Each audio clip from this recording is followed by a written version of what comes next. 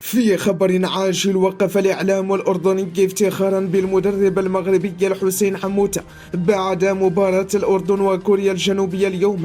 وقال محلل أردني: شكرا للمغاربة وللشعب المغربي وللمغرب عامة على هديتهم هاته. لقد أهديتمونا مدربا عالميا في وقت حساس، أهديتمونا حسين حموتة المدرب الخلوق، المدرب الشريف، المدرب العالمي بكل تأكيد. شكرا للمغرب وللشعب المغربي، إنهم رجال، المغاربة رجال أقوياء. بصراحة شكرا لكم على هذا المدرب الذي قاد الأردن إلى هذا الإنجاز التاريخي.